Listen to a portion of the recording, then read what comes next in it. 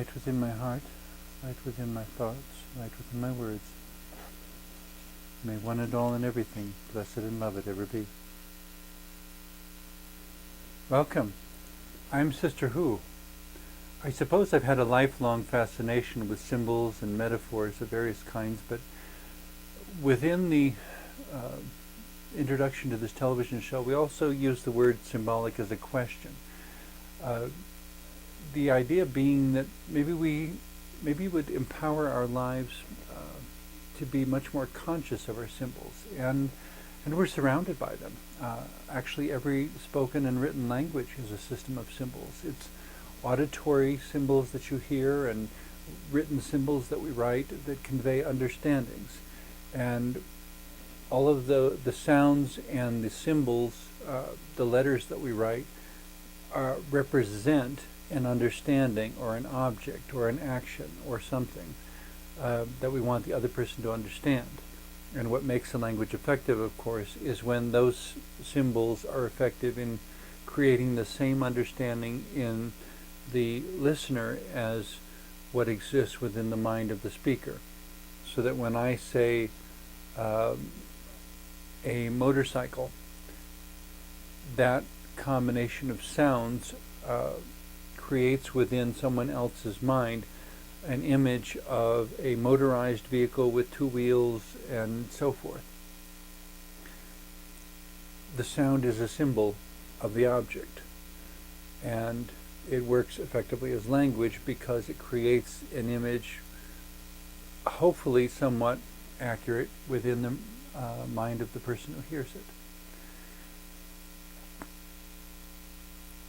So we're surrounded by symbols every day, but especially when we get into realms of spirituality and with religion, which is society's attempts to systematize and standardize spirituality, there are objects to which we regard as symbols, so that for a number of years, for example, it's amusing how these things change and evolve too. For a number of years, the Roman Catholic Church had identified a personage called Saint Christopher, who was to be the patron saint of travelers. And so everyone had a Saint Christopher medal that they would carry with them when they traveled, presumably to invoke or encourage safety in their travels. I guess at some point the Church revised things and decided that they had made an error, and there really wasn't a real Saint Christopher, and he really wasn't a saint, and so on. And so there are a lot of jokes made now about whether Saint Christopher himself had an accident while traveling through history. But the point being that this was a symbol, and it was carried by many people. There are various symbols, especially within Roman Catholicism or other religions, that still have wide appeal. An image of the Virgin Mary, for example, is something we found in so many countries around the world. And in every case, there are different things associated with that symbol. People don't always respond to it exactly the same way, however. Some of that, I think, is culturally defined. Whatever people in a particular country or who speak a particular language, they seem to respond to that symbol in one way, whereas the same symbol in a different place may be regarded differently. I'm trying to think of a good way to illustrate this.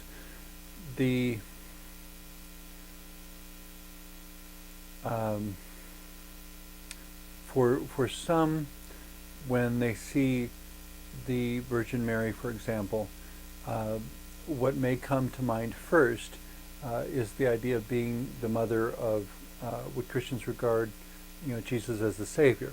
So it's about motherhood. For others, Mary may be primarily associated with the Rosary, the idea of repetitive prayers, the idea of servitude, being willing to be used by God to do whatever needs to be done. So it's different qualities. And so when we say something is symbolic, it means that the object, the image, the sound represents something other than itself. And so anything that is symbolic is at once multidimensional. It's more than just what you're looking at. It's more than just how it sounds. A bell ringing at certain hours, or certain hours, certain times on the clock, around the clock throughout the day. When the bell rings and you're in a school building, it's generally understood that that's a symbol that you are now to get up from your desk, and if you're a student, and move to your next class, wherever that may be around the building. Or if that's your last class, you're now allowed to leave the building. But that from the time one bell rings until the next bell rings, you are to be in the class, listening to the teacher, doing the work that the teacher assigned, or whatever. Those are auditory symbols. And yet, once again, symbols have as much meaning as we give them, because even when the bell has rung, if a particular student doesn't respect the authority of that symbol, they may get up in the middle of the class and walk out of the building, walk out of the room, defy the teacher, change classes in the middle. Somebody may arrive at class late. Is that disrespectful or not? It depends on who you ask, and it depends on what the reason for the change is. In some cases, it may be rarely, perhaps, probably rarely, but perhaps there may be a situation in which a student or a group of students may decide that something has occurred within the room or been said by the teacher, or that things have somehow gone in a direction that is just fundamentally wrong. And they may decide, using their power of choice at that point, that it is appropriate to get up and leave the room. Or as in the movie Dead Poets Society, to get up and stand on their desk as an informal way of saluting a teacher who was at odds with the administration within that movie. Their actions were symbolic, but they were understood by the teacher, who understood or who remembered their original context, that the first time any of these students had ever stood on a desk was upon his instruction much earlier in the course, that sometimes it's good to have a new perspective and to look at the world from a totally different place that you've never looked at the world from before. And so in that his student basically had never stood on their desk, that was considered improper conduct. He basically took the attitude of, what's it going to hurt? Stand on your desk and look around and see how the world looks different from there. And so at the end of the movie, taking the memory and the current moment and applying symbolism, they created a new action that expressed an emotion, that expressed a validation, that communicated a message in a language that only the particular teacher and those students understood, because anyone else who had not been there for both events wouldn't have understood why they were doing that. And so in that sense, we come back to symbolic being like a language, in the same way that languages are symbolic, collections of written and auditory symbols, picture symbols, all sorts of things. A symbol is a multidimensional understanding, and yet it conveys an understanding between two people. And if both people don't understand, they may be able to tell that the symbol means something, but they won't necessarily know what it means. In order to be effective as a symbol, it is once again facing the challenge of language, that it creates a feeling, an inspiration, a response in someone else that somehow corresponds to the intention or the wish or the direction of some other source. In growing up within the Roman Catholic Church, one of my fond memories of the Roman Catholic Church, I guess, is the architecture and the pageantry, the theater of the space in which I grew up. That no one ever had to tell us to whisper when we walked inside the church, because there was something about the bigness of the space and the stained glass windows and the solemnness of the pipe organ and the mystical quality of the incense drifting around in the air and the candles and all these carvings and statues, that something about all that just said, this is a sacred space. I'm not sure how or why I would have understood it that way, but there was something about it that it was just so inundated in symbols that no one had to tell me that it was time to be reverent and quiet and respectful.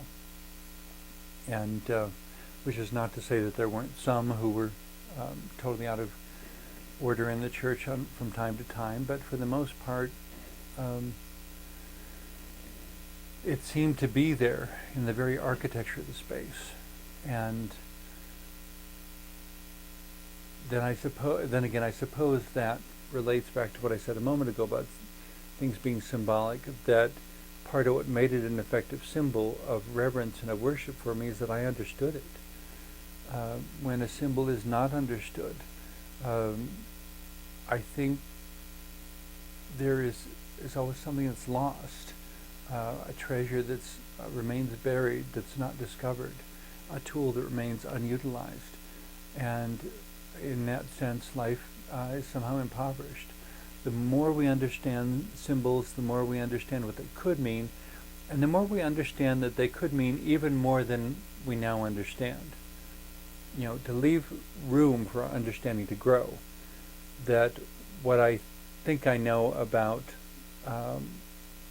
various saints or historical events or liturgical developments or worship services or holy days on the calendar, what I think I know about any of them, if I remember that I probably only know part of it, it kind of comes back to the lesson of an episode of Sister Who Presents that I recorded a good while ago. Actually, I had a guest who was involved in quilting, and I looked at a picture before the recording of a particular quilt, and I thought it was very beautiful, and I was remarking on how all the pieces were hooked together so perfectly, and she said, actually, they're not. It's a printed quilt that is simply stitched along the edges of the colors. And so the witticism we came up with was that how much you see depends upon how close you look. And that is also true when it comes to symbols and anything that we consider symbolic. The closer we look, the more we may get out of it, the greater story we may be able to tell. I was at a craft fair once and walked past a particular booth that had all these statues of Indian gods and goddesses, and at the very least I find all the stories very interesting, and perhaps there's even bits and pieces I can learn from some of the stories, and so I'm always interested to hear them. There was one particular statue that I thought was very strange. It was a woman with one leg and another leg extending out of her forehead, and I said, what is the story behind that? And the person who was selling the figurines said, well, there's a story of a dancing competition between Shiva and Parvati, and Shiva was such a good dancer that the competition went on and on and on, and it was going to be declared a tie. And in desperation, Parvati, so the story says, cut off her leg, stuck it on her forehead, and kept dancing, and with that the judges awarded her the winner of being the competition. I suppose there might be a lesson there about desperate measures in desperate moments. I'm not sure. It was a peculiar sort of symbol that had a story behind it, but I didn't know the story until I asked, and thankfully the person who was available knew the story. Otherwise it would have simply been a mysterious statue, a mysterious symbol that could never really be deciphered, unless I could find the story somewhere else. I've very rarely seen that statue, by the way, so it's probably one of the less known stories from the myriad of Hindu deities. But in a similar sort of way, I always found it being fascinated with symbols and enjoying living life in this multidimensional symbolic way, that there was the object and the meaning and the story, and so it was immediately so multidimensional. It was fascinating. It always bothered me when I would go to church, each Sunday, and of course going to Catholic school 5 times a week as well, because we had church before school every day. And yet nobody seemed to know the stories of any of the faces in the stained glass windows. In every window there was a face and a depiction of some event, a saint or something, I suppose, but nobody seemed to know them all. The only names on the window, interestingly, are the names of the people who donated the money to have the window created. This window given in memory of so-and-so, or dedicated by so-and-so, or dedicated to so-and-so, I mean. I wanted to know the stories, but who's in the picture, and what are they doing, and why are they standing there, or doing what they're doing in the picture? And yet, even without knowing the stories, there was a mysterious depth of faith to the place, to know that I was surrounded by stories, and I was surrounded by symbols, and I was surrounded by things that pointed to invisible realities of love and of guidance and of dedication and of perseverance, of self-sacrifice. That somehow the lives these people had lived somehow offered an example to the kind of life I might be able to live. Because the people were highly regarded enough to be depicted within a church window, I figured they must be someone of some importance. And so in that sense, each of the unknown faces became symbolic of some degree of spiritual mastery to me. All unique individuals, and yet what they all apparently had in common was some degree of spiritual mastery. And somehow the idea of having a relationship with God that transcended the dailiness of life and was greater than dealing with the bullies on the school bus and the bullies on the playground and the demands in classes that I could never seem to adequately satisfy.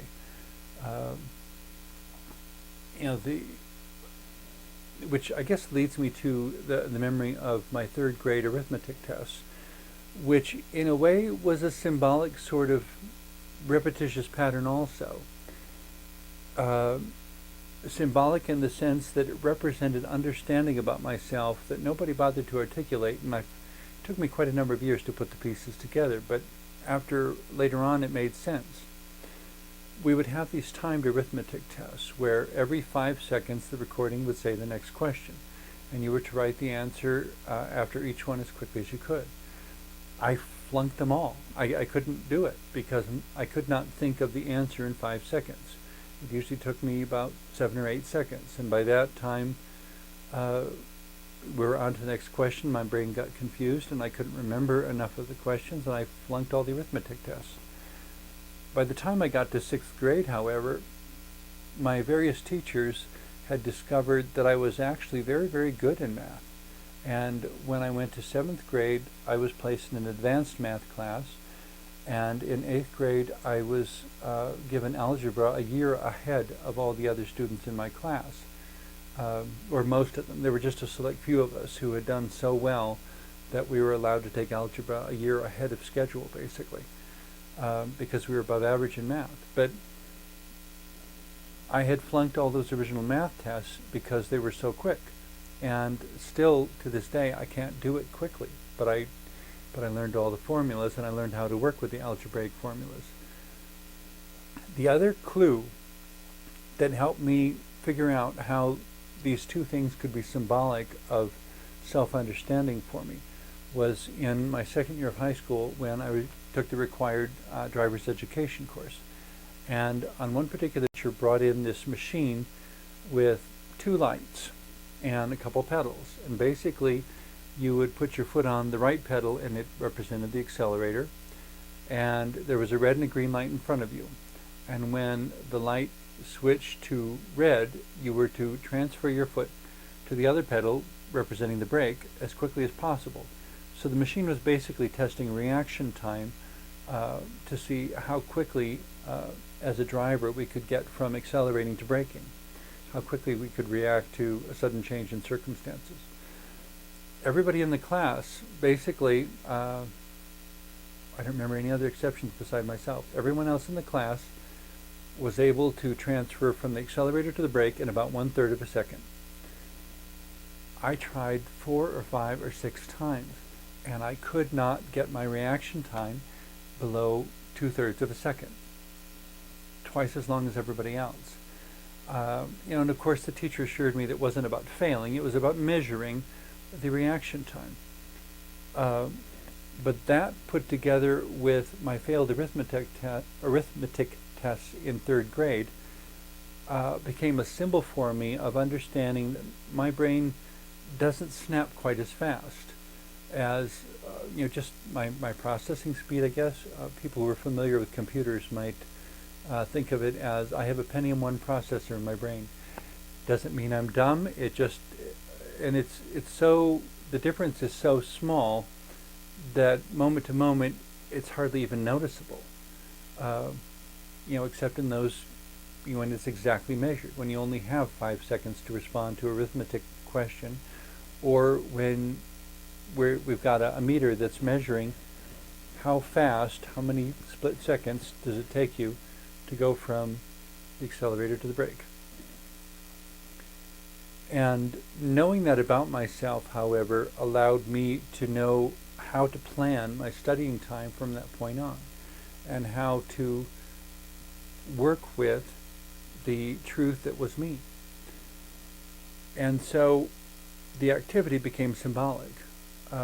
And it's something that I keep coming back to when I try to introduce and explain myself and my limitations to others. In one sense, I'm not defined by my limitations because I haven't really, having a slower processing time, a slower reaction time, hasn't really negatively affected me in any way. It's just that it allows me to plan my work time more carefully. And so when I'm in traffic situations, for example, because of what I learned in that driver's ed course, I give myself a little bit extra braking distance than perhaps the average person does. And I didn't have a single accident until in my late 30s. And even then, my first ever accident was being stopped behind a commuter bus and someone not stopping and hitting me from behind.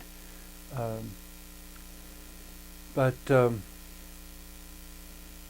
point of understanding the question of things being symbolic is to look at any object or event or pattern in your life and not to insist that it means something. I'm going to have a bad day because I broke a mirror this morning. No, it's not that it has to mean something, it's that it might mean something. And the encouragement I would give is to take whatever's helpful and let the rest go. Because there's a lot of things that happen in life, and we don't need to consider ourselves puppets to everything. But it's not really that something else has to control us like puppets. It's that all the other stuff is information coming in. The images, the movements, the sounds are all symbols coming in. And if we can find a language by which these are empowering to us, so much the better. If we cannot, we do ourselves a great disservice to stop and say, I can't go any further until I understand this. Because it may be a cumulative process where you learn a little bit here and a little bit there and a little bit there, and finally at the end it all comes together. When I was studying German language in high school, the teacher suggested somewhere fairly early on that you know that you've really learned a language when you stop translating in your head. When somebody says something in German and you answer in German without first thinking of the English sentence. that's when the symbolicness of the sounds or words or whatever you see has made a complete jump. And the symbol now is fully embraced, it's fully there. Until that point, there are lots of symbols in our life that may have a little suggestion. They may tell us what questions to ask, but they don't necessarily give us the answers right away. You know, just like those arithmetic tests in third grade didn't tell me what was wrong, but it told me what to watch for. Things that have to do with reaction time. And when I got another opportunity to test reaction time, then it finally made sense what was going on. And then I could begin to work with it and make all kinds of accomplishment, but at my own speed, not perhaps as not at the speed as everyone else. But the thing I keep trying to tell people when it comes to symbols or the living of life or anything, and it should be perfectly obvious, I would think, we're not in competition. I'm here to be me, you're here to be you. What's symbolic to each of us varies, and it's okay. It doesn't matter if it's different as long as for each of us it's empowering. And ultimately, our spiritual walk, our spiritual success, if you will, has the very real potential of being symbolic for those who come after us, demonstrating to them relationships with the divine, with what God truly is, that may make all the difference